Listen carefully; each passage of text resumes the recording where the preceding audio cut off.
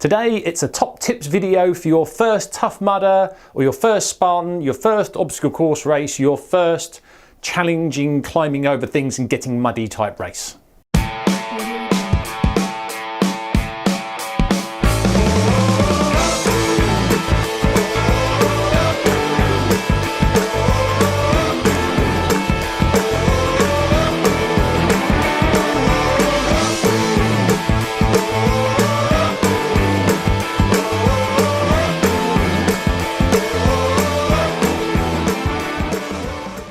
Welcome to Rocket Runner. Today we're going to go through some top tips to help you have a brilliant first obstacle course race.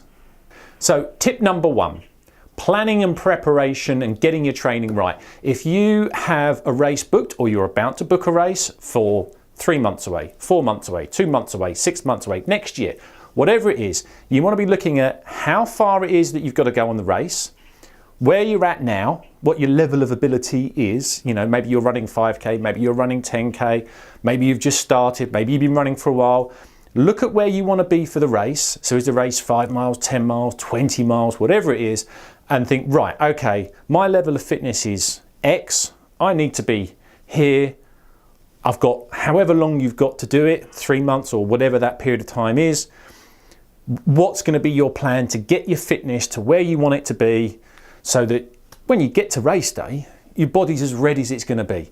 Now, we've all got commitments, family maybe, you might have young children, you might not have children, you might have shift work, you might be a student, you might have all sorts of things going on. So just have a look at your lifestyle, have a look at where you want to be and try and have a plan. Doesn't need to be exact, but just so you've got a good idea so that when you get round to race day, you're as ready as you can be with the commitments that you have in your life, with all the things and work and all the things that we have in our daily lives. It's just getting yourself as ready as you can be. Tip number two, don't neglect your strength and resistance training. Obstacle course races are not all about running great long distance. I mean, there's normally a good chunk of running. Running is a fundamental, important part of obstacle course racing, but there's also a lot of upper body, a lot of climbing over things, a lot of pulling yourself up. So you want to have some kind of plan. It doesn't have to be the gym. Gyms can be great.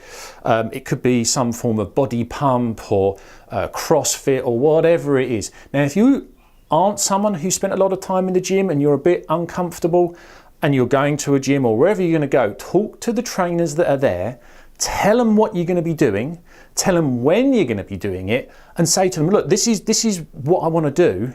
How am I going to get myself best prepared for what you want to do, for the race that you're going to do?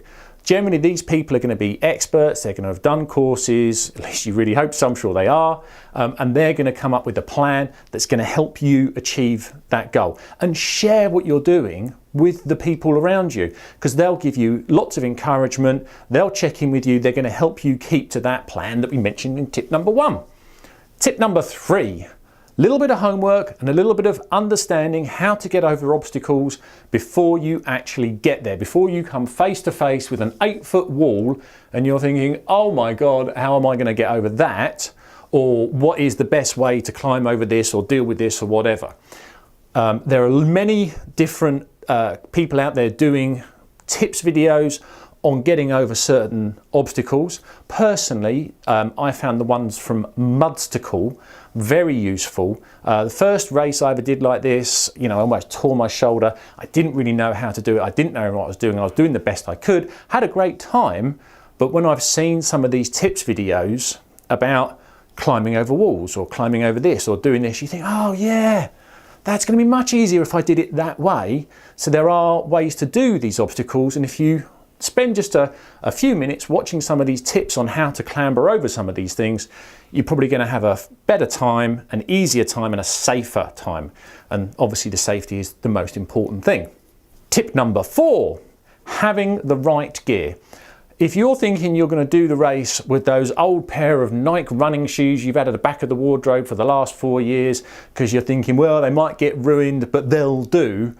No, they won't. No, you want some shoes with some good grip. Most obstacle course races, not all, some are urban, but most of them involve going through muddy this and slippery that, and you want something that's going to grip in. You want some decent, grippy trail running shoes. You also cotton. Cotton, no to cotton.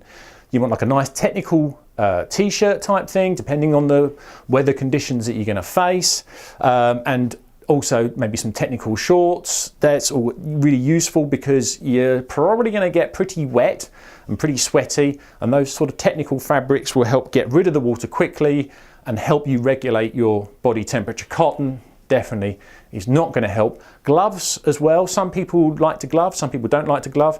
I've done both. Gloves are great when you're clambering over cargo nets of protecting your hands. I find that it's less helpful when you're trying to do a monkey bars. If the monkey bars are a bit wet and muddy, then so there's double-edged sword. There's pros and cons to gloves. Tip number 5, nothing new on race day. So if you have got yourself a nice pair of trail running shoes, make sure you've been out in them already. Make sure you've run in them so that you know they're not giving you any blisters. You've got the laces dialed in to the way that they feel nice and snug but not too tight. That you've run in your technical shorts, you've run in your technical t-shirt or whatever it is that you're wearing, and that all this gear, even your socks, so it all feels comfortable. You know how all your gear performs before you go in to the race obstacle environment. Just makes you feel more comfortable. You don't want any nasty surprises. You don't want any chafing. You want it all just to work. And how are you going to know it's worked, or it's going to work, if you haven't already been out in it? So that's very important. Number 6, no new food on race day or the day before, or really the day before that. So a lot of people say, oh yeah, I'm doing this big carbo loading thing because I've got this massive race that I'm going to do, and then they eat 15 potatoes or a ton of rice the day before, and then they wonder why on race day their stomach doesn't feel right. Well, because you're not used to eating a ton of rice. What did you expect was going to happen? So yes, you want to be eating some hopefully lean, healthy food to give your body a good source of energy come race day, but nothing seriously new because you want your stomach nice and settled. Number 7. This is going to sound really patronising, it's not meant to be, but really read your race event instructions.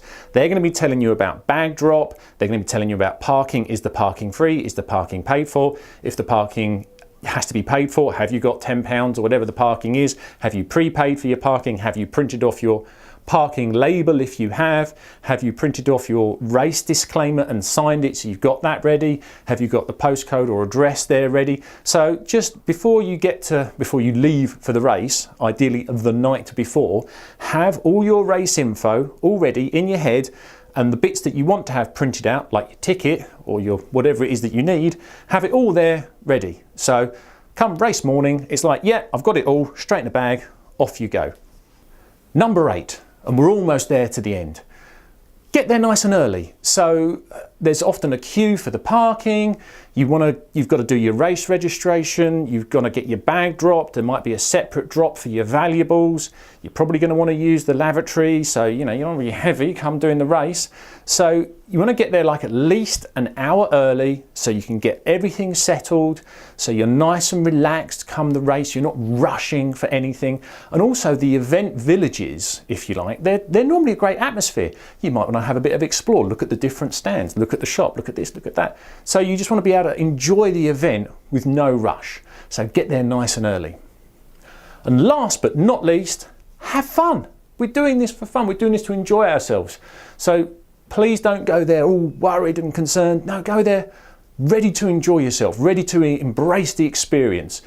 Obstacle course racing is massively rewarding. Yes, it's very challenging. It's supposed to be challenging. That's why it's rewarding. When you overcome all these obstacles, you are going to feel fantastic. When you cross that finish line, you are going to feel epic. So don't let anyone or anything stop you from having a great time. Just go there, embrace the event, enjoy it. You're going to have a fabulous time. So just go there with the mindset of, I am going to have a great day. And you will. And with that, thanks for watching. Enjoy your first race. Please let us know in the comments how you get on. If there's any tips that you think I've missed, again, please let us know in the comments. Let's all share this knowledge and let's all have great race days. Thank you. I'll see you on the next one.